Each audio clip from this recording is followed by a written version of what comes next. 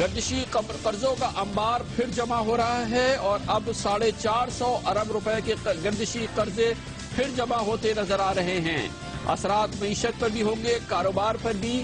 یہ ایسا کیوں ہوا ہے، ہم پوچھیں گے وفاقی سیکرٹری خزانہ ڈاکٹر وقار مسعود سے۔ کراچی میں حالات کی قدرے بہتری کا اثر ادب اور ثقافت پہ بھی نظر آ رہا ہے اور اب نمائشیاں بھی ہو رہی ہیں، محفل مشاعرہ بھی ہو رہے ہیں اور ادبی کانفرنس بھی۔ کراچی میں ادب و ثقافت کا فروغ، اس پر ہم بات کریں گے۔ دن بھر کی اہم ترین خبروں، تبصروں اور تجزیوں کے ساتھ آپ دیکھ رہے ہیں پروگرام آج کامران خان کے ساتھ۔ السلام علیکم، میں ہوں کامران خان۔ جلسے جلوسوں کو جمہوریت کا حسن کہا جاتا ہے۔ ان کے اثرات چاہے کچھ بھی ہوں، لیکن جلسے اور جلوس جمہوری حکومت میں اور جمہوریت کے دوران مسلسل جاری رہتے ہیں۔ 6 مہینے کے انتخابات کے بعد اور نئی حکومت کے آنے کے بعد پہلی بار جلسے جلوسوں کا ایک بھرپور دن نظر آیا لاہور اور کراچی میں۔ لاہور میں تحریک انصاف نے ایک ریلی نکالی اور کراچی میں متحدہ قومی موومنٹ نے۔ گو کہ مختلف امور تھے متحدہ قومی موومنٹ کی ریلی کا ذکر اور ان ایشوز پر بات کریں گے ہم وقفے کے بعد، لیکن پہلے لاہور جہاں پر تحریک انصاف نے جماعت اسلامی اور شیخ رشید احمد کی عوامی مسلم لیگ کے ساتھ مل کے ایک ریلی نکالی اور اس کو مہنگائی کے خلاف ریلی کا نام دیا گیا۔ ان جماعتوں نے یہ کہا تھا کہ یہ ریلی مہنگائی جو کہ ان کے بقول اس وقت پاکستان میں پھیل رہی ہے، بڑھ رہی ہے، اس کے خلاف یہ ریلی نکالی گئی جو ناصر باغ سے جی پی او چوک اور مال روڈ تک پہنچی، جہاں پر عمران خان، منور حسن اور شیخ رشید احمد نے شرکاء سے خطاب کیا۔ اچھی بات یہ ہے کہ چاہے لاہور کی ریلی ہو یا کراچی کی ریلی پرامن رہی اور دونوں حکومتوں نے اس میں تعاون کیا اور کسی قسم کی کوئی رکاوٹ دیکھنے میں نہیں آئی۔ لاہور کی ریلی کا بنیادی مقصد یہ تھا کہ مہنگائی کے خلاف احتجاج کیا جائے اور اسی حوالے سے جناب عمران خان نے پرجوش انداز میں ریلی کے شرکاء سے خطاب کیا جو کہ ایک اچھی تعداد میں جمع ہوئے تھے کیونکہ لاہور میں شدید سردی کا موسم تھا۔ جو مہنگائی کے سمندر میں ڈوب رہے ہیں، جن کے گھروں میں کیا حال ہے، جب بجلی کے بل آئے اس مہینے، میں جانتا ہوں لوگوں کے اوپر کیا گزری، ہر چیز میں لی، اور یہ مہنگائی میں آج سب کے سامنے آپ کو کہنا چاہتا ہوں، یہ مہنگائی رکنے نہیں لگی، یہ مزید اور پڑے گی۔ اس لیے آج ہم نے آج سب کو یہاں بلایا تاکہ ہم آپ کو سمجھائیں اس مہنگائی کی وجہ کیا ہے اور یہ مہنگائی ختم کرنے کے لیے کیا کرنا ہے یہ بتایا عمران خان نے، اور اس کے لیے انہوں نے ایک 9 نکاتی فارمولا سامنے رکھا۔ اس میں کوئی نئی بات نہیں ہے، لیکن جناب عمران خان نے کہا کہ اس پہ عمل کر کے مہنگائی پہ قابو پایا جا سکتا ہے۔ انہوں نے یہ نہیں کہا کہ کیا یہ فوری طور پہ ممکن ہے یا یہ ایک طویل عرصے کا پلان ہے، کیونکہ یہ تمام نکات ان پر عمل کرنا، اس کے لیے پلاننگ کرنا اور اس پہ عمل درآمد ہوتے نظر آنا یقینی طور پہ کئی سالوں کا عمل ہوگا۔ عمران خان نے جو 9 نکات سامنے رکھے جس سے کہ مہنگائی پہ قابو پایا جا سکتا ہے، اس میں پہلا نقطہ معیشت کی بحالی کے لیے کل جماعتی کانفرنس کے اعلامیے کے حوالے سے معاملات کو آگے بڑھانا، یعنی کہ طالبان سے مذاکرات کرنے کے لیے اور انتہا پسند گروہوں کے حوالے سے جو کل جماعتی کانفرنس میں فیصلے کیے گئے تھے اس پہ عمل درآمد کیا جائے۔ دیکھا جائے تو حکومت اس بات پر قائم ہے اور مسلسل کہتی ہے کہ وہ طالبان کے ساتھ مذاکرات کرنا چاہتی ہے اور اس کا اعادہ بھی چند روز قبل ہی ہوا تھا۔ اس کے علاوہ جناب عمران خان نے کہا کہ امیر سیاستدان اور سرمایہ کار بیرونی ملکوں سے اپنی دولت واپس لائیں۔ یقینی طور پہ اس کا ایک سیاسی عنصر بھی ہے اور ایک حقیقی عنصر بھی ہے، اور وہ یہ کہ آخر اس دولت کا کھوج کیسے لگایا جائے اور اس دولت کے کھوج لگانے سے پہلے کیا کیا عمل کرنا ہوگا، اور اگر اس دولت کا کھوج لگ جاتا ہے تو پھر اسے واپس لانے کا عمل شروع ہوگا۔ یقینی طور پہ فی الحال یہ اس کی ایک سیاسی اہمیت ہے، حقیقی طور پہ اس پہ عمل ہونے میں بہت عرصہ لگ سکتا ہے اور فی الحال اس کے کوئی آثار نظر نہیں آتے۔ بدعنوانی کا مکمل خاتمہ کیا جائے، یعنی کہ کرپشن کا خاتمہ ہو۔ یقینی طور پہ موجودہ حکومت، خاص طور پہ وفاقی حکومت کی سطح پہ کرپشن کے خاتمے کے حوالے سے اب تک جو اقدامات کیے گئے ہیں اس پر اطمینان کا ہی اظہار کیا جا رہا ہے۔ یہی وجہ ہے کہ موجودہ حکومت کے دوران 7-8 مہینے کے دوران کرپشن کا کوئی بڑا اسکینڈل سامنے نہیں آیا، تو اس نقطے پر تو عمل ہوتا نظر آ رہا ہے۔ ٹیکس نظام میں اصلاحات کی جائیں اور 30 لاکھ ٹیکس نہ دہندگان کو ٹیکس نیٹ ورک میں لایا جائے، جی ایس ٹی کی شرح میں کمی کا اعلان کیا جائے، کھاد سمیت زرعی لوازمات ارزاں نرخوں پر فراہم کیے جائیں، ٹیکس نظام میں اصلاحات کی جائے۔ حکومت نے اپنا ایک فارمولا اس سلسلے میں دیا ہوا ہے اور یہ بھی سامنے ہے، اور اس کے لیے جو ٹیکس انسینٹیوز ہیں وہ حکومت کی جانب سے اناؤنس کیے گئے ہیں، اور اس کا مقصد یہی ہے کہ ٹیکس نادہندگان کو جو ہے اس ٹیکس نیٹ میں شامل کیا جائے۔ یقینی طور پہ حکومت اپنے لحاظ سے اس حوالے سے کام ضرور کر رہی ہے۔ جی ایس ٹی کی شرح میں کمی کا اعلان کیا جائے، یقینی طور پہ یہ ایک اچھا قدم ہو سکتا ہے، لیکن پھر اس سے جو محصولات میں کمی ہوگی وہ کیسے پوری کی جائے، فی الحال اس کا جواب نہیں ہے۔ کھاد سمیت زرعی لوازمات ارزاں نرخوں پر فراہم کیے جائیں، ارزاں نرخوں پہ کھاد فراہم کی جائے تو اس کے لیے حکومت کیا سبسڈی دے، اور اگر سبسڈی نہ دے تو پھر کھاد کو سستا کیسے کیے جائے اور اس کے اثرات اس سے منسلکہ دوسرے شعبوں پر ہوں، اس کے لیے کیا سیر حاصل جواب ہے، اس کا فی الحال ہمارے پاس جواب نہیں ہے۔ مختلف اقسام کے مافیا اور مفاداتی گروہوں کو توڑا جائے، کارٹلز کو توڑا جائے، کارٹلز کے حوالے سے فنکشن ہونا چاہیے، لیکن اس کے لیے بھی ہم توقع کرتے ہیں کہ پاکستان کی سیاسی جماعتیں اس کے باقاعدہ اس کے ایکسپوجر کریں گی، اسپیسیفکس اس حوالے سے دیں گی، اور اس حوالے سے اسپیسیفک آنسرز بھی دیں گے کہ کس طرح سے کون کون سے کارٹلز کام کر رہے ہیں، اس میں کون کون سے انڈسٹریل گروپس یا انڈسٹریز شامل ہیں، شخصیات شامل ہیں، اور وہ کس طریقے سے معیشت کو نقصان پہنچا رہے ہیں، اور اس کے حل کے لیے کیا کیا جائے۔ تو یقینی طور پہ یہ ایک بہت اچھا سٹیپ ہو سکتا ہے۔ شاہانہ انداز زندگی اور پرتعیش اخراجات ترک کیے جائیں اور سادگی کو شعار بنایا جائے، یقینی طور پہ یہ ایک اچھا قدم ہے، لیکن کیا اس سے فوری طور پہ مہنگائی ختم ہوگی؟ فی الحال ہم نہیں کہہ سکتے۔ بجلی تیل کی قیمتیں کم کی جائیں، بجلی چوری کا تدارک اور سستی بجلی کی فراہمی بلا تعطل یقینی بنایا جائے۔ بجلی تیل کی قیمت کم کیسے کی جائے؟ اگر عالمی منڈی میں تیل کی ایک قیمت ہے تو پاکستان کو بھی اسی قیمت پہ بیچنا ہوگا، اور یا پھر اس حوالے سے سبسڈی دی جائے، اور سبسڈی دی جائے تو اس کے لیے رقوم کہاں سے لائے، خزانہ کیوں کس طریقے سے سبسڈی دینے والی جو معیشت ہے وہ کام کر سکتی ہے اور کارگر رہ سکتی ہے۔ اسی حوالے سے بجلی میں بھی اگر سبسڈی مزید دی جائے تو آخر کیسے جو بجلی جس نرخ پہ بنائی جاتی ہے اس سے سستی کیسے فراہم کی جائے، اور اگر فراہم کی جائے تو پھر اس سے جو گیپ پیدا ہوگا اسے کیسے پورا کیا جائے۔ یقینی طور پہ ان سوالوں کے جوابات کی ضرورت ہے۔ ملک کو قرضوں کے جال سے نکالنے اور عالمی مالیاتی اداروں کے چنگل سے چھڑانے کی منصوبہ بندی کی جائے۔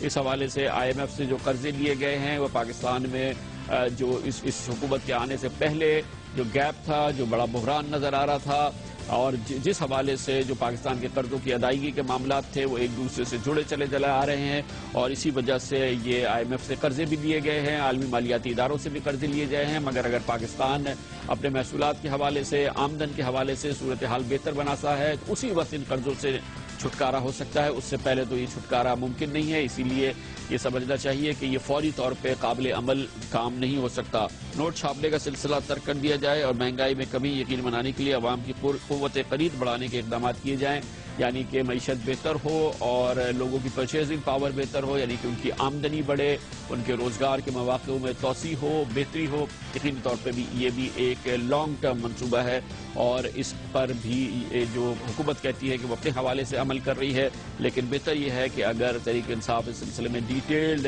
جو اپنا کام بھی کرے اور عوام کے سامنے لائے تو یقینی طور پہ یہ معاون ثابت ہو سکتا ہے اس چیز کو آگے بڑھانے کے لیے۔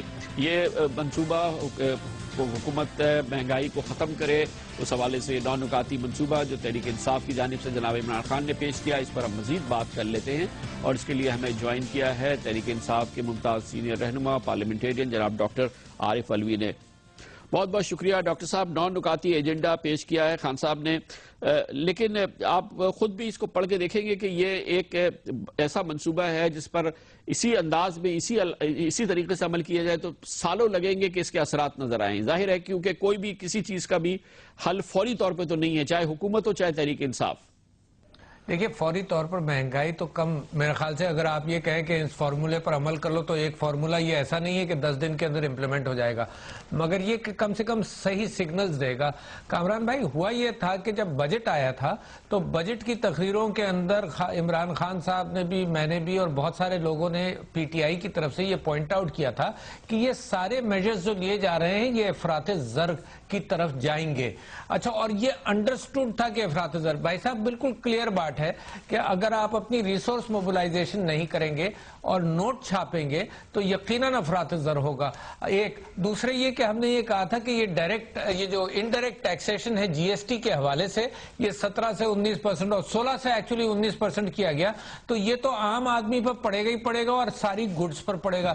تیسری بات یہ ہے کہ جناب جس طرح سے یہ تیل کے اوپر اور اس چیز کے اوپر جو ٹیکس کرتے ہیں تو یہ عام آدمی پر ساری چیزیں, لیکن ڈاکٹر صاحب وہ جو گیپ ہے, اگر تیل بھی منڈی میں ایک قیمت پہ بک رہا ہے تو ہمیں اسی پہ بیچنا پڑے گا, بجلی جس لاگت پہ بن رہی ہے ہمیں اسی لاگت پہ بیچنی ہوگی, اور اگر ہم نہیں بیچنا چاہتے, تیل کو کم قیمت پہ بیچنا چاہتے ہیں, بجلی کو لاگت سے کم بیچنا چاہتے ہیں, تو خزانہ لبالب بھرا ہونا چاہیے جس سے ہم اس کو فیڈ کریں. اور یہ کام تو امریکہ برطانیہ بھی نہیں کر سکتے کیونکہ بہرحال جو لاگت ہے اسی حوالے سے ہمیں کرنا ہوگی. تو اس کی قیمتیں کیسے, تیل کی قیمت اور بجلی کی قیمت کیسے کم کر سکتی ہے حکومت؟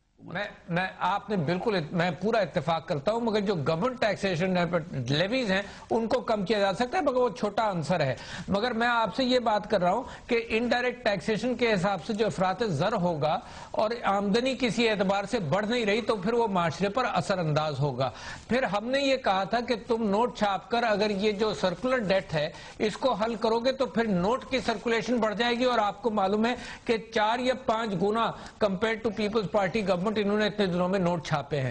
اچھا, اب انہوں نے یعنی خواجہ آصف صاحب نے اور اسحاق ڈار صاحب نے یہ کہا تھا کہ جناب یہ جو سرکولر ڈیٹ ہے یہ ہم ریکوریز کر کے ہم اس کو پورا کریں گے. اور آپ کو معلوم ہے ریکوریز آج ہی کے اخباروں کے مضامین کے اندر موجود ہے کہ 462 ارب روپے کی ریکوریز ڈیو ہیں, پرائیویٹ سیکٹر کے 350 ہیں اور تقریباً 100 گورنمنٹ سیکٹر کے ہیں. اچھا, یہ ریکوریز تو کری نہیں گئی اور نوٹ چھاپ کر آپ نے یہ سرکولر ڈیٹ پورا کیا. اچھا ڈاکٹر صاحب یہ بتائیے گا کہ یہ جو 9 نکاتی فارمولا کل خان صاحب نے دیا, اس کے پوائنٹس تو ہیں, یہ اس پہ اگر آپ دیکھیں تو بہت ساری چیزیں ایسی ہیں کہ جس پہ ہم کہیں گے کہ عمل ہوتا نظر آ رہا ہے, کیونکہ ظاہر ہے ابھی حکومت کی یہ شروع کے 6, 7, 8 مہینے, لیکن آپ لوگوں نے کوئی اس سلسلے میں ڈیٹیل کام کریں گے جو کہ اسپیسیفک ہو اور سولوشن اورینٹڈ ہو, وہ آپ سامنے لائیں تاکہ یہ نہ لگے کہ یہ صرف سیاسی نعرے ہیں بلکہ اس کے پیچھے تھاٹ پروسیس ہے اور وہ مضبوط اور سالڈ کام ہے. مثال کے طور پہ یہ 9 جو چیزیں ہیں اس حوالے سے. جی بالکل, میں آپ سے بات عرض کروں کہ ہم نے مینیفیسٹو میں بھی ڈیٹیل کام کیا اور ابھی بھی ہم ڈیٹیل. دیکھیے کامران صاحب, میں اگر سینٹرل گورنمنٹ کامیاب نہیں ہوتی ہے اس پاکستان کے زوال پذیر معاہدے تو پاکستان کی ناکامی ہے. تو ہماری پہلی نیت یہی ہے کہ سینٹرل گورنمنٹ کامیاب ہو, پی ایم ایل اے نون کی گورنمنٹ کامیاب ہو. یہ فیل ہوتے ہیں تو پاکستان کو نقصان پہنچتا ہے. خان صاحب نے اس بات کا ذکر کیا کہ باہر سے جو لوگوں کا پیسہ باہر ہے وہ بھی واپس آئے, اس بات کا بھی ذکر کیا کہ جو پیسہ اسمگل ہو کر باہر گیا ہوا ہے وہ بھی واپس آئے. اور آپ سے یہ بات عرض کروں کہ آپ واقف ہوں گے کہ سوئفٹ ایکٹ ایک 2010 کا ہے جس کے اندر یہ ہے کہ اگر کوئی بھی بندہ, کوئی آدمی, کوئی گورنمنٹ تو دور کی بات ہے, یہ پوائنٹ کر دے کہ فلانے فرد کے $40 ملین باہر ہے مثال کے طور پر اور اس کا سورس آف انکم میچ نہیں کر رہا, تو سوئس گورنمنٹ کہتی ہے کہ ہم اس کو منجمد کریں گے اور اس آدمی کے اوپر فوکس کریں گے تو کہ تم بتاؤ کہ یہ ذریعہ آمدنی صحیح ہے غلط ہے. اور جو اربوں ڈالر سوئس بینکس میں ہے پاکستانی حکومت نے اپروچ بھی نہیں کیا. تو بہت سارے سورسز ہیں جن کو اکٹھا ہینڈل کرنا پڑے گا, مگر یہ حکومت انٹرسٹڈ نہیں ہے, یہ پرائیویٹائزیشن میں انٹرسٹڈ ہے جو کہ ہونا چاہیے, مگر پرائیویٹائزیشن یہ ڈیولپ نہیں کر رہے. مثال کے طور پر پی آئی اے کو ریفارم کریں, ریسٹرکچر کریں, پھر پرائیویٹائز کریں, ورنہ بھائی صاحب as is Veer is per basis پر اگر آپ گاڑی بھی بیچنے جائیں گے نا تو اس کے پیسے نہیں ملتے ہیں. مگر آپ کی بات درست ہے کہ اس کی کے اعتبار سے ہمارے پاس پروپوزلز ہیں, ہم نے دیے بھی ہیں اور مزید ہم اس کو اجاگر کریں گے. بہت بہت شکریہ ڈاکٹر عارف الوی ہمارے ساتھ. کمرشل بریک, اس کے بعد ذکر کریں گے کل ہی ایک بڑی تحریک اور بڑی ریلی کراچی میں ہوئی جو متحدہ قومی موومنٹ نے نکالی بلدیاتی انتخابات کے حوالے سے. یہ ایک بڑی ڈیولپمنٹ تھی. متحدہ قومی موومنٹ کہتی ہے بلدیاتی انتخابات ان ترامیم کی شکل میں جو کہ آرڈیننس کی صورت میں لائے گئے ہیں موجودہ صورتحال میں اسے قابل قبول نہیں ہیں. کیوں نہیں ہیں یہ پوچھیں گے وقفے کے بعد متحدہ قومی موومنٹ کے ایک اہم رہنما سے. Welcome back. سندھ میں بلدیاتی انتخابات 18 جنوری کو ہوں گے. لگ بھگ 3 ہفتے باقی ہیں بلدیاتی انتخابات سندھ میں ہو اور سندھ میں اس لیے بھی ایک امپورٹنٹ یہ معاملہ ہے کیونکہ یہاں پر واضح تقسیم ہے. سندھ کے شہری علاقوں میں متحدہ قومی موومنٹ کی اکثریت ہے, انہیں واضح حمایت حاصل ہے. سندھ کے دیہی علاقوں میں پاکستان پیپلز پارٹی اور دوسری جماعتوں کو واضح اکثریت حاصل ہے. لیکن یہاں پر ایک مسئلہ کھڑا ہو گیا ہے. متحدہ قومی موومنٹ کہتی ہے کہ سندھ میں بلدیاتی جو انتخابات کے حوالے سے بلدیاتی قوانین سامنے لائے گئے ہیں اور جن میں اتفاق سے 3 بار ترامیم کی گئی ہیں, وہ ترامیم سندھ کے شہری علاقوں کے خلاف یا سندھ کے جو متحدہ قومی موومنٹ کا جن علاقوں میں مینڈیٹ ہے ان کے حوالے سے یہ یکساں نہیں ہے اور اس میں باعث نظر آتا ہے, جس کے خلاف متحدہ قومی موومنٹ اب احتجاج بھی کر رہی ہے, جس کا بنیادی مقصد بلدیاتی قوانین میں ان ترامیم کے حوالے سے مزید ترمیم کرنا ہے. متحدہ قومی موومنٹ اور پاکستان پیپلز پارٹی سندھ میں پچھلے 5 سال کے دوران اتحادی رہے ہیں, ایک دوسرے کے ساتھ سیاسی اشتراک بھی رہا ہے, جس میں خود پاکستان پیپلز پارٹی کے سربراہ جناب آصف علی زرداری کا مرکزی کردار رہا ہے. متحدہ قومی موومنٹ کے ساتھ پاکستان پیپلز پارٹی اور جناب آصف علی زرداری ہمیشہ ایک مفاہمتی راہ پر چلتے رہے ہیں, لیکن موجودہ صورتحال اس مفاہمت سے مخاصمت کی طرف بڑھتی نظر آ رہی ہے.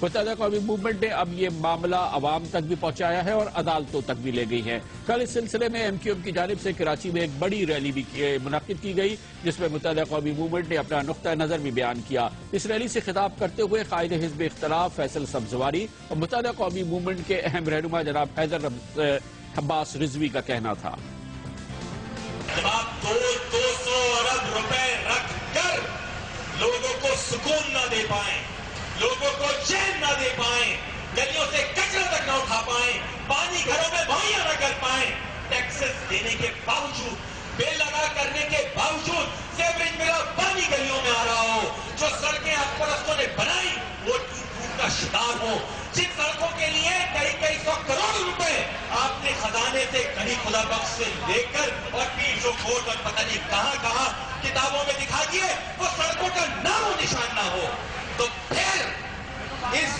فرسودہ طرز حکمرانی پر پردہ ڈالنے کے لیے جو ناکارہ اور کالا قانون آپ لائیں گے اسے ہم نامنظور کریں گے.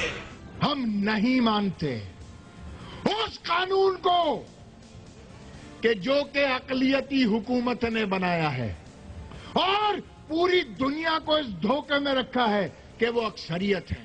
نہیں ہے اکثریت. یہ کالا قانون, یہ اندھا بہرا لولا لنگڑا بھوکا ننگا Sindh local government act 2013 Sindh کو تقسیم کرنے کی سازش ہے حکومت کی جانب. اہمیت کی بات یہ ہے کہ بلدیاتی قوانین میں یا بلدیاتی ایکٹ میں جو اعتراضات ہیں وہ صرف متحدہ قومی موومنٹ تک محدود نہیں ہیں, سندھ کی دوسری سیاسی جماعتوں نے بھی اس اعتراض میں حصہ لیا ہے اور اس حوالے سے جو حکومت مخالف ایک محاذ نظر آتا ہے اس میں سندھ کی دوسری سیاسی جماعتیں بھی شامل ہیں.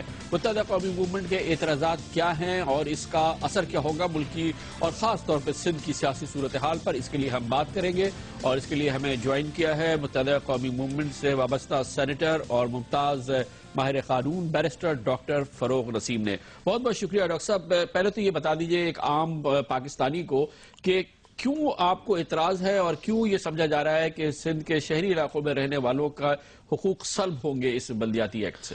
دیکھیے, ایک بڑی بنیادی اصول ہے آئین کا اور قانون کا, وہ ہے ون مین ون ووٹ. ون مین ون ووٹ کا مطلب یہ ہے کہ میرا بھی اتنا ہی حق ہے جتنا آپ کا ہے یا کسی اور ایسے انسان کا جو اربن سندھ میں یا رورل سندھ میں رہتا ہو یا کہیں اور رہتا ہو. اب یہاں کر یہ دیا کہ جو بیسک یونٹ ہے لوکل گورنمنٹ کا وہ دیہی علاقوں میں یونین کاؤنسل ہے اور شہری علاقوں میں یونین کمیٹی ہے. یونین کمیٹی یا یونین کاؤنسل میں جو الیکشنز ہوں گے اس سے پھر مزید وہ آگے ووٹ دیں گے انڈائریکٹ الیکشن کے تحت, اور میئر کو سلیکٹ یا الیکٹ کیا جائے گا. اب ہو یہ گیا کہ یونین کاؤنسل جو ہے وہ تو 5 سے 10 ہزار ووٹس پر مشتمل ہے پاپولیشن پہ, اور یونین کمیٹی کو انہوں نے 40 سے 50 ہزار کا بیسک یونٹ بنایا تھا. ایک تو بنیادی طور پہ ووٹ ڈسکرمنیشن ہے, لیکن پھر کر یہ دیا امینڈمنٹ کے تحت، جس پہ متحدہ قومی موومنٹ نے بہت احتجاج کیا، ہم کورٹوں میں بھی گئے، کہ اس بیسک یونٹ کو فلکچویشن دے دی 10,000 سے 50,000. جہاں چاہے گورنمنٹ 11,000 یا 10,000 پہ کانسٹیٹیونسی بنا دے اور جہاں چاہے وہ 50,000 پہ بنا دے. تو یہ تو سراسر زیادتی ہے، بالکل غلط عمل ہے. اور اس سے ہوگا یہ کہ اگر مثال کے طور پہ ایک جگہ 50,000 کی کانسٹیٹیونسی ہے تو 50,000 کی جو ووٹنگ ہے، 50,000 کا جو ووٹر ہے وہ صرف اور صرف ایک کانسٹیٹیونسی پہ اس کا عمل دخل ہے. ویراز 10,000 کی آپ 5 کانسٹیٹیونسیز بنا دیں تو ان کا پھر 5. مطلب آپ یہ کہہ رہے ہیں کہ 10,000 کی کانسٹیٹیونسی کو بھی وہی حق حاصل ہے جو 50,000 کی کانسٹیٹیونسی کو حق حاصل ہے.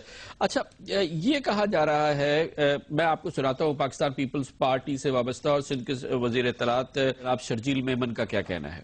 یہ بات سمجھ میں نہیں آتی، جب کورٹ میں ایم کیو ایم گئی ہے تو اس کے بعد یہ مظاہرے کرنا اور یہ دھرنے دینا، اس کا مقصد کیا ہے؟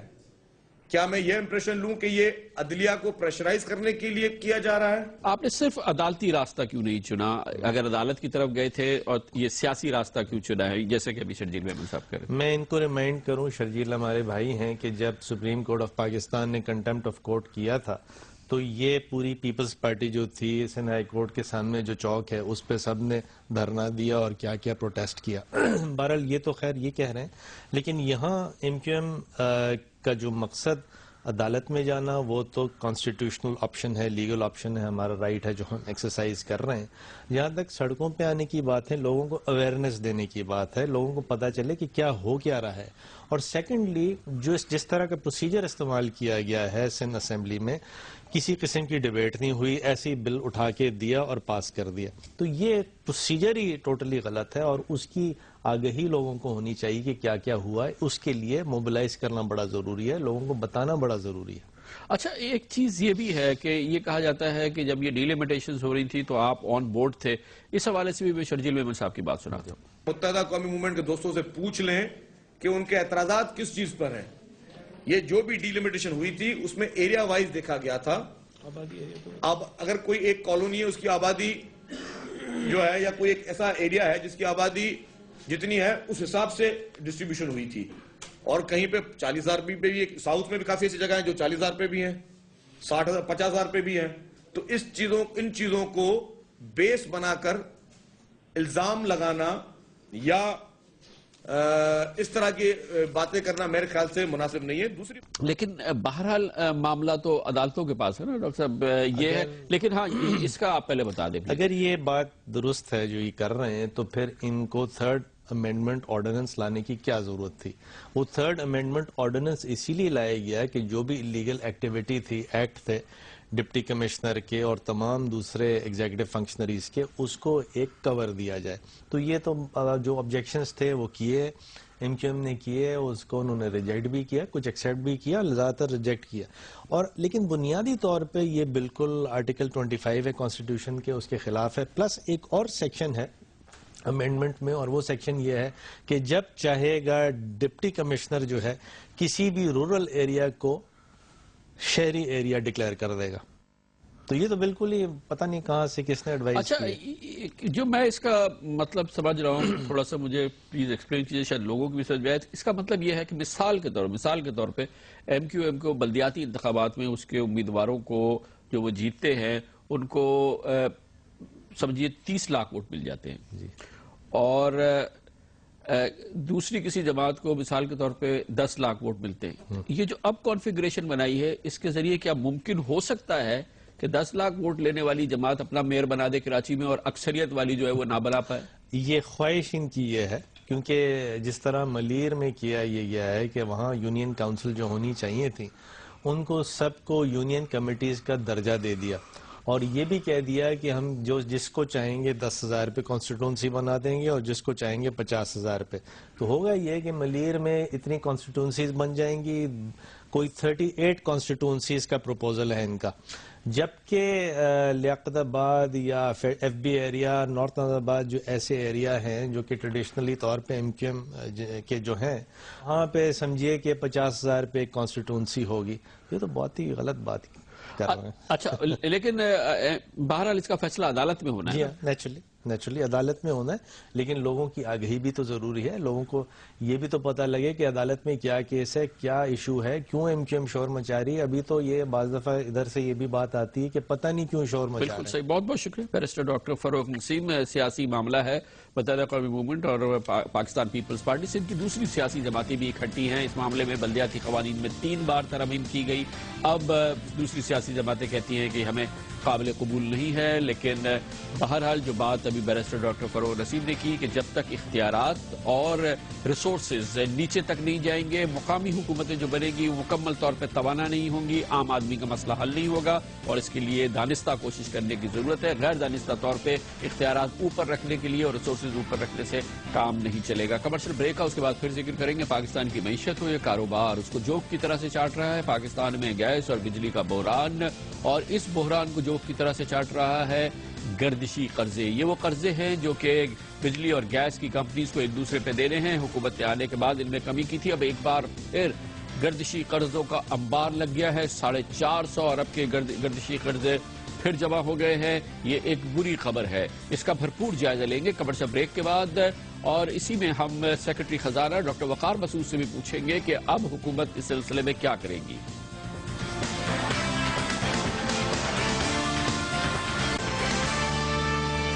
Welcome back. حکومت میں تبدیلی کے بعد ایک بڑا کریڈٹ جو نئی حکومت کو دیا گیا تھا نئے وزیر خزانہ وزیر اعظم کو، وہ یہ تھا کہ پاکستان میں گردشی قرضوں کا خاتمہ کیا گیا. یعنی کہ یہ وہ قرضے ہیں جو کہ توانائی کی کمپنیز کے ایک دوسرے پہ قرضے چڑھ جاتے ہیں، جس کے نتیجے پہ ایک بڑا انبار جمع ہو گیا تھا، اور اسی کے نتیجے میں بجلی بنانے والی کمپنیز جو ہیں انہوں نے بجلی بنانی کم کر دی تھی یا ختم کر دی تھی.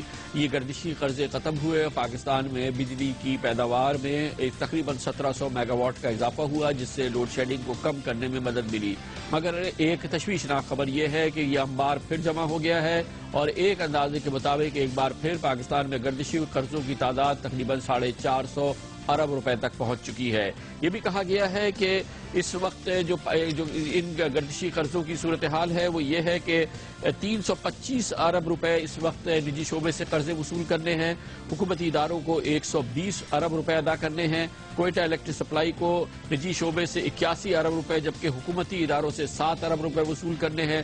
پشاور الیکٹرک سپلائی کو 85 ارب روپے وصول کرنے ہیں، جبکہ سکھر الیکٹرک سپلائی کو 70 ارب روپے صرف سکھر کی الیکٹرک سپلائی کو وصول کرنے ہیں. حیدرآباد الیکٹرک سپلائی کو 44 ارب روپے وصول کرنے ہیں، اور لاہور الیکٹرک سپلائی کو 43 ارب روپے وصول کرنے ہیں، جبکہ اسلام آباد الیکٹرک سپلائی کو 22 ارب روپے اور ملتان الیکٹرک سپلائی کو 31 ارب روپے، کل ملا کے 450 ارب روپے تقریباً ہو جاتے ہیں، جو گردشی قرضوں کا ایک انبار پھر جمع ہو گیا ہے. اس کا مطلب یہ ہے کہ صورتحال پر فوری طور پہ قابو نہیں پایا گیا تو ایک بار پھر بجلی بنانے والے کارخانے بجلی بنانی کم کریں گے، اور پھر ایک بار پھر بجلی کا بحران بھی ہوگا، اور اس سے منسلک ہو جاتا ہے گیس کا بحران. یہ اچھی خبر نہیں ہے پاکستان کی معیشت کے لیے بھی اور پاکستان کی توانائی کے شعبے کے لیے بھی. ان گردشی قرضوں کی کیا صورتحال ہے اور یہ کتنا بڑا بوجھ ہے، یہ بات کریں گے. اس کے لیے ہمیں جوائن کیا ہے فائنینشل ٹائمز کے پاکستان میں کورسپونڈنٹ اور سینئر صحافی جناب فرحان بخاری نے. فرحان بخاری صاحب، یہ بتائیے گا کہ یہ خبریں آ رہی ہے کہ گردشی قرضوں کا انبار پھر جمع ہو گیا اور اب 450 ارب روپے تک کے گردشی قرضے جمع ہو گئے ہیں، کیا وجہ ہے اس کی؟ بدقسمتی سے جو اطلاعات آ رہی ہیں وہ یہ بتا رہی ہیں کہ یہ جو نیا مالی سال جولائی میں شروع ہوا تھا، اور جس کے بعد میرے خیال میں وزیر خزانہ اسحاق ڈار صاحب کے حوالے سے بھی یہ کہا گیا تھا کہ جناب یہ گردشی قرضے قابو میں لائے جائیں گے اور حساب کتاب کو بہتر کیا جائے گا. وہ کوشش بظاہر ابھی تک ناکام رہی ہے، اور ابھی تک صورتحال یہ ہے کہ اخراجات جو ہیں وہ آمدن سے بہت زیادہ ہیں. تو نتیجتاً یہ گردشی قرضے ایک دفعہ پھر ایک خطرناک صورتحال اختیار کر رہے ہیں، اور لگتا یہ ہے کہ حکومت جس طرح باقی کئی شعبوں میں بھی ابھی تک دیکھ رہی ہے کہ کس طرح معاملات کو سنبھالے اور حکومت سے سنبھل نہیں رہا، یہ معاملہ بھی ایک اور معاملہ وہی ہے اس فہرست میں، یعنی ایک اور اہم معاملہ ہے جو کہ حکومت سے نہیں سنبھل رہا. نتیجتاً جو صورتحال ہے وہ ملکی معیشت کے لیے میں سمجھتا ہوں کہ ایک انتہائی خطرناک اور ایک پیچیدہ ایک یہ صورتحال سامنے آ رہی ہے، اور اس کے اثرات کوئی پاکستانی معیشت کے لیے اچھے نہیں. ویسے اس سرکولر ڈیٹ کا گردشی قرضوں کا ماہرین کیا کہتے ہیں؟ اس کا کوئی مستقل حل ہے؟ اس مسئلے کا مستقل حل کوئی نہ تو آسان ہے اور نہ وہ فوری طور پہ آ سکتا ہے، لیکن بالآخر آپ کو اپنے حساب کتاب کو ٹھیک کرنا پڑے گا، یعنی اخراجات اور آمدن میں جو اتنا بڑا گیپ ہے اسے ختم کرنا پڑے گا یا بڑی حد تک کم کرنا پڑے گا۔ اس وقت صورتحال یہ ہے کہ جو آپ کا سارا بجلی کا نظام ہے اس کی آمدن خاصی کم ہے بنسبت اخراجات کے۔ اب اس کی وجہ یہ صرف نہیں ہے کہ پاکستان میں لوگ بجلی کے اتنے نرخ نہیں دیتے جتنے دینے چاہیے، کیونکہ حکومتوں کے پاس آسان حل یہ ہوتا ہے کہ جناب وہ جو کنزیومرز ہیں، جو عام لوگ ہیں، ان پہ بوجھ بڑھایا جائے اور قیمتیں چڑھائی جائیں۔ اس کے علاوہ چوری چکاری بھی بہت بڑے پیمانے پہ ہو رہی ہے، اور اس حکومت کے پاس بھی ابھی تک کوئی واضح طور پہ اور ٹھوس پالیسی ان کی طرف سے ابھی سامنے نہیں آئی جس کے نتیجے میں آپ یا ہم یہ کہہ سکیں کہ بھائی چوری چکاری کو ختم کرنے کے لیے یا کم کرنے کے لیے کسی مؤثر فارمولا پہ کام کرنے کی ابتدا ہو رہی ہے۔ بہت بہت شکریہ فرحان بخاری ہمارے ساتھ تھے۔ حکومت اس سلسلے میں کیا کر رہی ہے؟ سینکڑوں ارب روپوں کے گردشی قرضے پھر جمع ہو گئے ہیں۔ جواب دیں گے حکومت کی جانب سے وفاقی سیکرٹری خزانہ ڈاکٹر وقار مسعود ایک کمرشل بریک کے بعد۔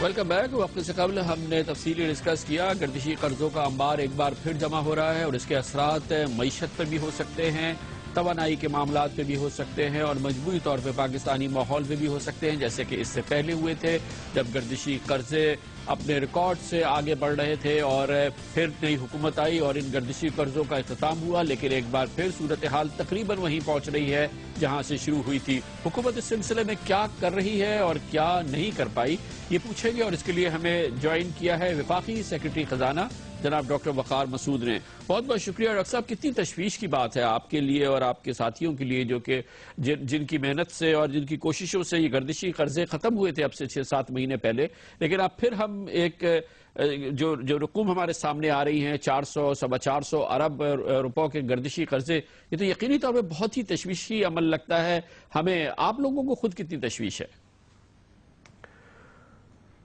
بہت شکریہ کامران صاحب۔ اس میں گزارش یہ ہے، ایک تو جو آپ نمبرز بتا رہے ہیں ان کا حقیقت سے کوئی تعلق نہیں ہے۔ 400 ارب روپے کا ذکر کرنا بالکل مناسب نہیں ہے۔ یہ ابھی بمشکل 100-150 ارب۔ اس سے پہلے میں آپ کے سامنے یہ بات رکھنا چاہوں گا کہ یہ اس طرح کا سرکولر ڈیٹ ہے ہی نہیں جس کا کہ ہم نے اس وقت اس کو نمٹایا تھا، اس کو سیٹل کیا تھا۔ یہ دیکھیے بات یہ ہے کہ ہم تو اس قرضے سے ہماری ذمہ داری ہے جو کہلاتا ہے کہ ٹیرف ڈیفرنشل سبسڈی۔ حکومت نے جو کچھ دینا ہے سبسڈی کے حوالے سے ڈسکوز کو اور کے ای ایس سی کو، ہم اس میں اس سال جو ہم نے 220 ارب روپے 225 ارب روپے رکھے ہوئے ہیں اپنے بجٹ میں، کیونکہ آپ کو یاد ہوگا کہ جب ٹیرف ایڈجسٹمنٹ ہوا تو اس موقع پر وزیر اعظم نے خصوصاً اس بات کا اہتمام کیا تھا کہ 200 یونٹ جو خرچ کرنے والے صارفین ہیں ان کے اوپر بجلی کی قیمت کے اضافے کا بوجھ نہیں ڈالا جائے گا۔ تو اسی حوالے سے یہ اتنی بڑی رقم جو ہے بجٹ میں موجود ہے، اور اب تک 5 مہینوں میں ہم 105 ارب روپے دے چکے ہیں۔ اس مہینے خصوصی اعانت کریں گے اور تقریباً 30 ارب روپے انشاءاللہ تعالی آئندہ چند دنوں میں جو ہیں ہم فراہم کریں گے۔ بات یہ ہے کہ یہ سمجھنے کی بات ہے کہ اس میں ایک تو ریکوری کے عمل میں لامحالہ یہ بات قبول کرنی پڑے گی کہ اس میں تھوڑی سی کمی آئی ہے، اور ڈسکوز نے اپنی ریکوری جو 86-87% ہوتی تھی وہ شاید 82% کے قریب ہوئی ہے۔ اس کے علاوہ کچھ ان کے لاسز جو ہیں جو 16% ہوتے تھے اس دفعہ کوئی 20-22% ہوئے ہیں۔ ان دو حوالوں سے کچھ اضافہ ہوا ہے اس مد میں جو حکومت سے متعلق نہیں ہے، لیکن کیش فلو کا ایک مسئلہ جو ہے یقیناً ہے، اور اس میں سب سے بڑی جو کمی ہے وہ صوبائی حکومتوں کی طرف سے جو بل کی ادائیگی ہے اور ریسیویبل ہیں۔ اس وقت کوئی جو ہمیں حالیہ نمبر دیے گئے ہیں ministry of water and power کی طرف سے، وہ 217 ارب روپے اور 241 ارب روپے کے قریب جو ہے وہ نمبر بنتا ہے۔ اسی حوالے سے چند دن پہلے نیشنل فائنانس کمیشن کا ایک جائزہ لیا جاتا ہے۔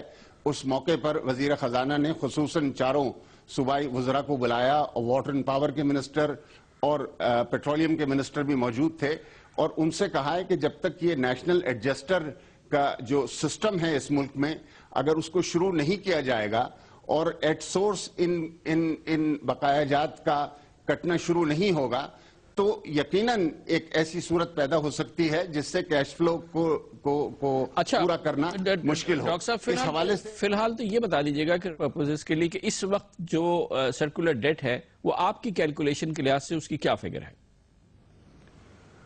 دیکھیے کامران صاحب، یہ تو میں کہوں گا کہ ہمیں ministry of water and power سے پوچھنا چاہیے، اور وہ ان کے ساتھ ہم کام کر رہے ہیں۔ میں کوئی نمبر اپنی طرف سے نہیں دینا چاہتا۔ میں نے تو آپ سے سبسڈی جو میری ذمہ داری ہے اس کے حوالے سے بات کی ہے۔ اگر بہت ہوا تو یہ 150 اور 200 ارب روپے کے درمیان میں ایکیومولیشن ہے، سرکولر ڈیٹ کا نہیں، کیش فلو کے شارٹ فال کا۔ خزانے کے پوائنٹ آف ویو سے اس پہ جو تبصرہ کیا ہے، یقینی طور پہ آپ اپنے محکمے اور اپنے جو آپ کی ذمہ داری ہیں اسی حوالے سے کر سکتے ہیں، لیکن یہ کہ اس کی پرائرٹی آپ کے خیال میں کتنی ہونی چاہیے، کیونکہ اس کے اثرات مکمل طور پہ معیشت پہ اور کاروبار پہ اور پورے ماحول پہ بہت زیادہ ہو سکتے ہیں۔ وہ بھی پھر ظاہر ہے کہ وہ ذمہ داریاں پھر آپ کے محکمے پر آتی ہیں، اس حوالے سے آپ کے خیال میں اس کی ترجیح جو ہے وہ مناسب ہے؟ دیکھیے میں صرف آپ کو اطمینان دلاتا ہوں کہ اس کی ترجیحات میں ایک میں نے ایڈجسٹر کی بات کی ہے، دوسرا میں آپ سے عرض کروں کہ چند دنوں کے اندر ایک قانونی ترمیم آنے والی ہے الیکٹریسٹی ایکٹ کے اندر جو بجلی کی چوری کے حوالے سے سخت سزاؤں کا تعین کرے گی۔ دوسری بات یہ کہ سینٹرل پرچیزنگ پاور اتھارٹی ہے، اس کو فعال بنانا تھا، اس کے سلسلے میں بھی ایک سمری اس کے بورڈ آف ڈائریکٹر کے انتخاب کے لیے وزیر اعظم کو ہم نے چند دنوں پہلے ارسال کی ہے۔ انشاءاللہ تعالی کل پرسوں میں اس کی منظوری آ جائے گی، اور یہ سینٹرل پرچیزنگ پاور اتھارٹی جو ہے جب وجود میں آ جائے گی تو ایک تو پیپکو کا سکسیشن ہو جائے گا، دوسرا یہ کہ یہ اتھارٹی بالکل اس طرح سے کام کرے گی جیسے ایک مارکیٹ کلیئرنگ باڈی کرتی ہے۔ یہ پاور پرچیزر سے پاور خریدے گی اور ڈسکوز کو پاور مہیا کرے گی اور شاید بلنگ بھی خود کرے، گو کہ اس میں ابھی اختلاف ہے، اور اس کے آنے سے اس سارے عمل کے اندر ایک نسبتاً شفافیت پیدا ہوگی۔ آپ کے علم میں ہے کہ وزیر اعظم نے جو ترجیح دی ہے اس پاور سیکٹر کو، اور مزید اس کے اندر نئی پاور، وہ والی پاور جو کہ نسبتاً کم لاگت والی ہوگی، مثال کے طور پہ کول پر، مثال کے طور پہ گیس پر، مثال کے طور پہ پانی کے ذریعے پن بجلی کے جو منصوبے ہیں ان کا وہ تواتر کے ساتھ ذکر کر رہے ہیں، اور مطلب یہ تو ایک ایسا شعبہ ہے جس میں غفلت کی کوئی گنجائش ہی نہیں ہے۔ بہت بہت شکریہ ڈاکٹر وقار مسعود ہمارے ساتھ تھے۔ وزارت خزانہ کے حوالے سے ان کا نقطہ نظر آپ نے سنا، مگر کئی پہلو ہیں جس کی طرف ان کی نشاندہی بھی ہوئی، ان کی گفتگو سے بات سامنے آئی ہے، وہ یہ کہ ایک تو بجلی کمپنیوں کے نقصانات کم نہیں ہو رہے، اس جگہ پہ نہیں ٹھہرے، بلکہ کئی بجلی کمپنیوں کے نقصانات بڑھ گئے ہیں، جو یقینی طور پہ ایک انتہائی تشویشناک خبر ہے۔ یہ بھی بڑی تشویشناک خبر ہے کہ بجلی کمپنیوں کی وصولیابی بھی اس حوالے سے اس میں بھی پرابلمز آ رہے ہیں، کمی آ رہی ہے جو کہ انہیں کرنی ہے۔ اس حوالے سے بھی بجلی کمپنیوں کے جو امور ہیں یقینی طور پہ متوجہ طلب ہیں، اور پھر صوبوں کے حوالے سے جو ادائیگیاں ہو رہی ہیں اور جس کے لیے ڈاکٹر وقار مسعود نے کہا کہ ابھی سندھ کے ساتھ مسائل ہیں، تو اس کو بھی حل کرنا بہت ضروری ہے۔ یقینی طور پہ بجلی کا بحران ہے یا پاکستان میں توانائی کا بحران ہے، اس کو حل کرنا اس حکومت کی اولین ترجیح تھی، لیکن معاملہ آگے بڑھنے کے بجائے یا تو تھم گیا ہے یا پیچھے کی طرف چل رہا ہے۔ یقینی طور پہ اس پر توجہ فوری طور پہ دینی ہوگی۔ لیتے ہیں کمرشل بریک اور اس کے بعد ذکر کرتے ہیں کراچی مختلف حوالوں سے، دوسرے حوالوں سے خبروں میں آتا ہے، لیکن اب خبریں یہ ہیں کہ کراچی میں ادب، ثقافت، مصوری یہ پنپ رہی ہے، جڑ پکڑ رہی ہے اور اس کو بہت ہی مضبوط انداز میں آگے بڑھ رہی ہے۔ کراچی والوں کے لیے بھی اچھی خبر ہے، پورے پاکستان کے لیے اچھی خبر ہے۔ کراچی میں ادب و ثقافت کا فروغ، اس پر گفتگو کرتے ہیں کمرشل بریک کے بعد۔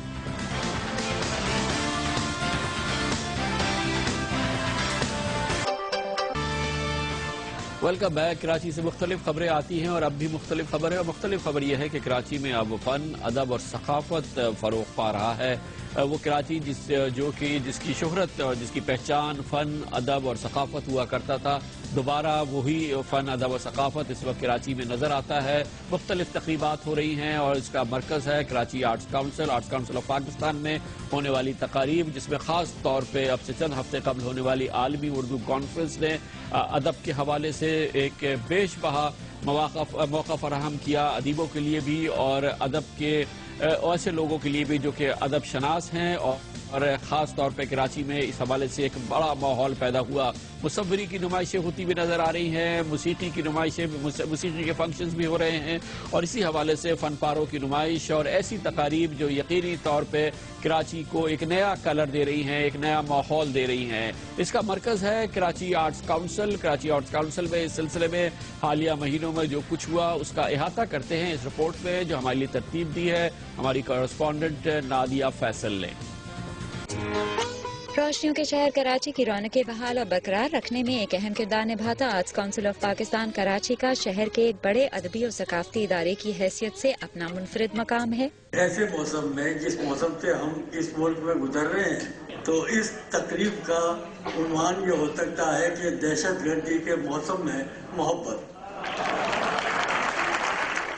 خوف و دہشت اور غیر یقینی کی فضا میں بھی کراچی والوں کو فن و ثقافت سے جوڑے رکھنے کا بیڑا اٹھائے آرٹس کونسل کراچی کی مسلسل جاری رہنے والی کوششوں میں عالمی اردو کانفرنس جیسے بین الاقوامی سطح کے بڑے پروگرامز شامل ہیں. موسیقی مشاعرے، محفل سماع اور دیگر پروگرامز کے علاوہ فن اور فنکار کی ترویج کے لیے اس ادارے کی ایک اور اہم کاوش سالانہ میوزک فیسٹیول ہے. فن و ثقافت کے فروغ کے لیے ادارے کی مصروفیات اور سرگرمیوں میں فائن آرٹ کی بڑی نمائشیں اور سارا سال جاری رہنے والے تھیٹر کے کئی مقبول کھیل بھی شامل ہیں. شہر میں زندگی کے رنگ بھرنے اور اس کے پرامن تشخص کو اجاگر کرنے میں پیش arts council of Pakistan Karachi فنون و ادب کی ترقی اور ثقافتی اور سماجی سرگرمیوں کے حوالے سے شہر کے نمائندہ ادارے کے طور پر تسلیم کیا جاتا ہے. پروگرام آج کا عمران خان کے ساتھ کے لیے نادیہ فیصل، جیو نیوز کراچی. کراچی میں فروغ ادب و ثقافت اور مصوری اس پر بات کرتے ہیں اور اس کے لیے ہمارے پاس موجود ہے arts council of Pakistan Karachi کے ہر دل عزیز سربراہ صدر جناب احمد شاہ. بہت بہت شکریہ شاہ صاحب. کیا آپ کہیں گے یہ کراچی کی پہچان تو کچھ اور ہوتی تھی، اس میں کیا ابھی بھی وہ اسموتھنس آپ کو نظر آ رہی ہے، لوگوں کی پارٹیسپیشن اس انداز سے، خوف، ہراس اور اس قسم کی کیفیت تو نہیں ہے؟ دیکھیں حالات تو آپ زیادہ بہتر جانتے ہیں، آپ کے ذریعے ساری دنیا کو پتہ چلتے ہیں، لیکن ہماری پہلی عالمی اردو کانفرنس میں بامبے میں بم دھماکے ہو گئے تھے اور 12 لوگ بڑے اسکالر یہاں وہاں سے آئے ہوئے تھے، لیکن ہم نے بند نہیں کیا. ایک روز ایسا تھا کانفرنس کا 6 سال پہلے کہ جب 40 لوگ اس شہر میں قتل ہو گئے، لیکن ہم موسیقی نہیں کر رہے تھے، مشاعرہ کر رہے تھے. 3 بجے رات تک چلتا رہا. ہم اسے ایک کمٹمنٹ سمجھ کے کر رہے ہیں. ہم یہ سمجھ کے کر رہے ہیں کہ جو اس شہر کی پہچان تھی یا جو ہمارا اعلیٰ مشرقی روایات ہیں ہمارے ملک کی، تو ایک تو ہمیں اپنا جو اسلاف کا کلچر ہے اسے باقی رکھنا ہے اور اگلی نسل تک پہنچانا ہے. اس کے لیے ہم موسیقی، کلاسیکل موسیقی کو ہم نے ریوائیو کیا ہے. ابھی آپ نے دیکھا میوزک فیسٹیول ختم ہوا، 41 لوگوں نے گایا سارے پاکستانی گانے، سارے انسٹرومنٹل پاکستان کے سارے بڑے طبلہ بجانے والے، سارنگی بجانے والے، شہنائی بجانے والے، ستار بجانے والے، کلاسیکل ہارمونیم بجانے والے، کلاسیکل گانوں پہ ہزاروں لوگ اور ہماری غزلوں پہ. تو یہ ہو رہا ہے. پھر مصوری کا جیسے آپ نے، پھر تھیٹر آپ دیکھیں 50 سال سے کبھی بھی ریگولر نہیں تھا. اب آپ دیکھیں گزشتہ چند برسوں سے سال بھر تک جگہ نہیں ملتی، زمین پہ لوگ بیٹھ کے تھیٹر دیکھتے ہیں. اچھا یہ بتائیں کہ اس دوران جب تک کہ یہ فروغ جو یہ ادب، ثقافت، موسیقی اس پر اتنا فوکس نہیں رہا، کراچی کے دوسرے مسائل یہ رہے، اب یہ دوبارہ ریوائیو ہو رہا ہے، تو نوجوان نسل اس میں کس حد تک شامل ہو رہی ہے؟ ہم نے بہت کوشش کی کنیکٹ کرنے کی. ہم نے 6 سال پہلے جب میں آیا تھا تو ہم نے یوتھ فیسٹیول شروع کیے. کراچی کے سارے کالج اور یونیورسٹی سے ہم نے 12 ڈیفرنٹ کیٹیگریز میں، چاہے گانا ہو، تقریر کرنی ہو، کوئز ہو، شارٹ فلمنگ ہو، ہم نے سارا ٹیلنٹ نکالا. اور پھر آج وہ ٹیلنٹ ٹی وی چینلز پہ بھی کام کر رہا ہے، ریڈیو پہ بھی کر رہا ہے، انڈسٹریز میں بھی ڈیزائنرز کا کام کر رہا ہے. پھر میوزک اکیڈمی قائم کی، تھیٹر اکیڈمی قائم کی، آرٹ اسکول کو ریوائیو کیا. میرا زیادہ فوکس یہی رہا ہے کہ ایک تو ہمارا جو ثقافتی ورثہ ہے اس کو ریٹین کریں اور پھر اگلی نسل تک ٹرانسفر بھی کریں. بہت پازیٹیو بات ہے، کراچی کے لیے بھی اچھی خبر ہے، ملک کے لیے بھی اچھی خبر ہے. جس ملک میں، جس شہر کے اندر اس قسم کے رجحان فروغ پاتے ہیں، یقینی طور پہ اس کے بڑے مثبت اور صحت مند اثرات ہوتے ہیں۔ کراچی اب بہتری کی طرف گامزن ہے اور اسی کا یہ نمونہ آپ کو نظر آ رہا ہے، جس کا مرکز آرٹس کاؤنسل ہے اور جس کے سربراہ جناب احمد شاہ ہمارے ساتھ تھے۔ اس کے ساتھ ہی ہمارے آج کے پروگرام کا اختتام ہوتا ہے۔ کل آپ سے پھر ملاقات ہوگی۔ کل تک کے لیے کامران خان کو اجازت۔ اللہ حافظ۔